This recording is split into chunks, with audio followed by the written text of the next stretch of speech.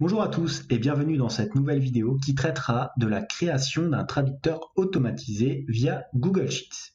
Mais tout d'abord et avant de commencer, si vous souhaitez aller plus loin dans les explications, je vous invite à cliquer sur les liens de formation dans la description. Et si vous ne souhaitez pas rater mes vidéos sur la comptabilité, la finance et l'utilisation des outils tels qu'Excel ou Google Sheets dans le monde de l'entreprise, n'hésitez pas à vous abonner à la chaîne. De plus, pour ceux qui souhaiteraient uniquement acquérir le fichier sans passer par le tutoriel vidéo, sachez que tous les documents sont disponibles en illimité et dans leur version finalisée pour mes contributeurs Patreon, plateforme dont vous trouverez le lien en description. Alors dans cette vidéo, nous allons apprendre à faire un traducteur automatisé sur Google Sheets. Pour ce faire, nous allons utiliser deux principales fonctions qui sont la fonction Google Translate que vous connaissez si vous avez déjà suivi mon petit tutoriel sur comment faire un budget multilingue sur Google Sheets et une deuxième fonction que nous n'avons pas encore vue sur la chaîne qui va concerner la détection automatique du langage saisi dans une cellule. Alors, je vous ai préparé un fichier comme ceci. Pour l'instant, il n'y a rien dans le premier onglet. Dans l'onglet numéro 2 ici, je vous ai mis trois textes, donc un en espagnol, un en allemand et un en anglais que nous devrons traduire de manière totalement automatisée sur notre fichier Google Sheets. Donc on retourne ici dans l'onglet numéro 1 et on va commencer par tracer relativement facilement notre petit tableau. Donc on va l'appeler traducteur, comme ça.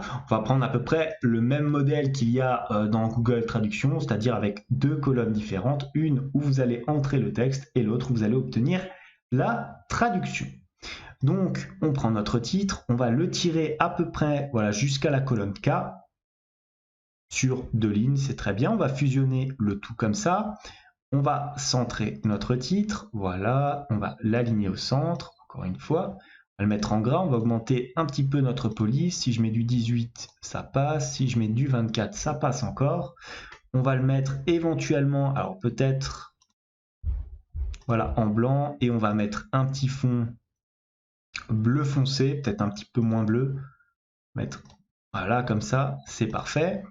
Une fois qu'on a fait ça, on va entrer ici le texte. Enfin, on va dire à l'utilisateur d'entrer le texte, comme ça.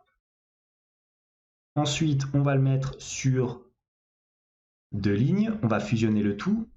Voilà, on va le mettre au centre. On va l'aligner au centre. On va le mettre en gras. Augmenter un petit peu la police. On va mettre du 18. Voilà, comme ça, là, on était sur du 24. Donc là, du 18. Ensuite, la deuxième colonne va correspondre à la traduction. Donc là, pareil, on va fusionner notre cellule. Fusionner et centrer, on va le mettre au centre, aligner au centre.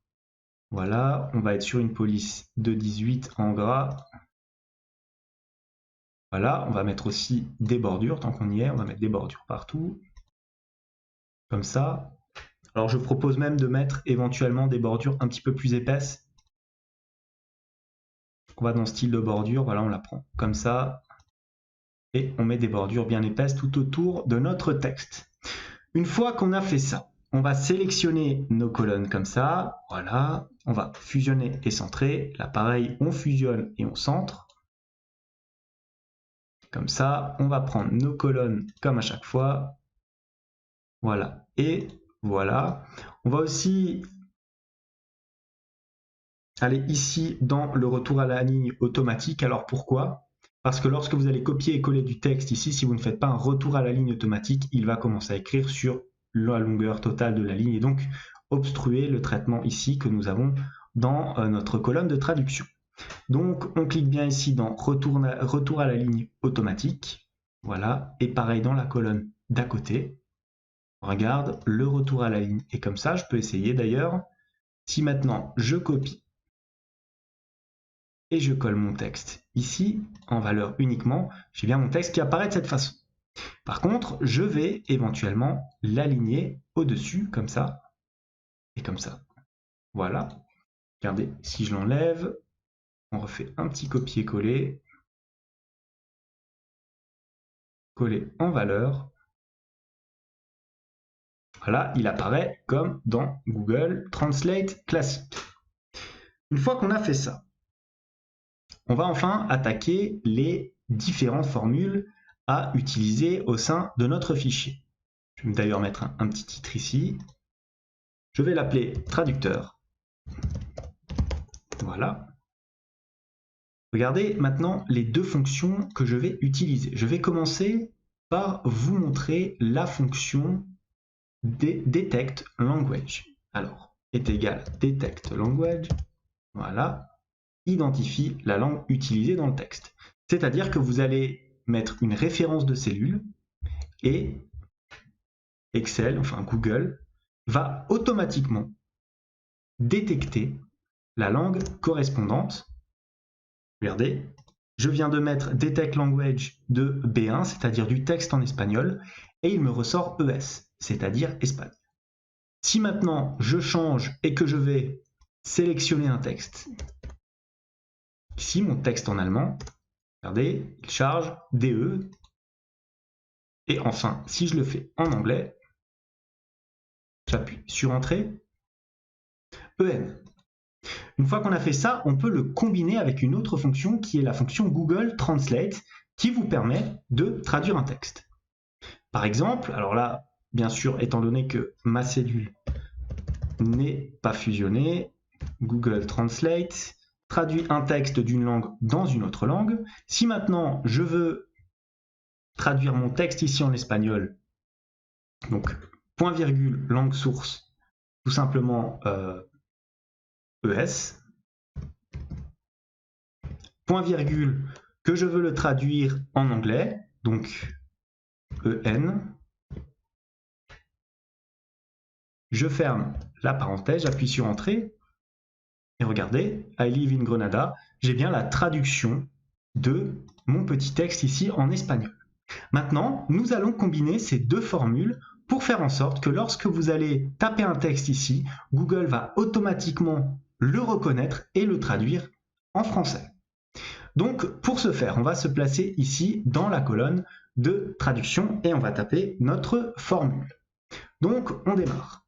Est égal Google Translate, comme ceci. On ouvre la parenthèse. Alors, qu'est-ce qu'on veut? Enfin, elle est déjà ouverte par défaut. Qu'est-ce que l'on cherche? On cherche ici, tout simplement, la traduction de notre texte saisi ici. Donc, Google Translate de B6, point virgule.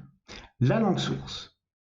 Que va être la langue source? Et bien, c'est là que notre fonction detect language va nous permettre de détecter automatiquement la langue source. Ici, donc pareil, de la même cellule, du texte que vous allez saisir, on ferme la parenthèse, point virgule,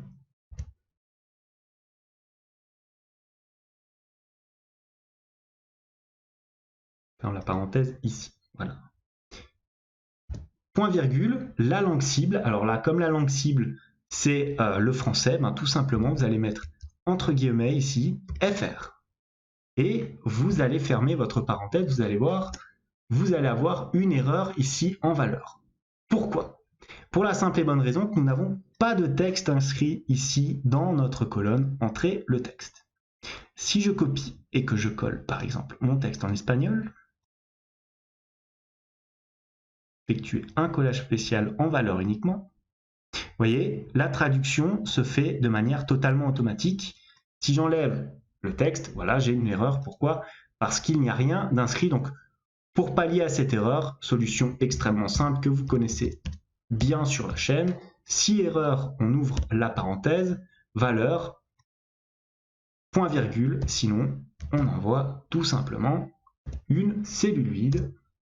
Voilà, regardez, j'ai une cellule vide, c'est normal. Maintenant, si je prends mon texte en allemand, que je fais un petit copier et que je le colle ici dans mon traducteur, valeur uniquement, vous voyez, il traduit directement mon texte en allemand, il détecte la langue et il traduit directement mon texte. Ensuite, pour faire un petit peu de mise en forme, on peut éventuellement aller dans l'onglet ici d'affichage, d'enlever le quadrillage, de laisser éventuellement votre traducteur ici. Si vous voulez, vous pouvez aussi mettre, si vous le souhaitez, une petite forme avec une flèche. En tout cas, c'est vous qui voyez. Voilà donc ce petit tutoriel sur comment faire et utiliser les différentes fonctions de traduction prévues dans Google Sheets. J'espère que cette vidéo va vous aider, notamment si vous devez souvent traduire du texte. En tout cas, moi je vous dis merci et à bientôt pour un nouveau tutoriel.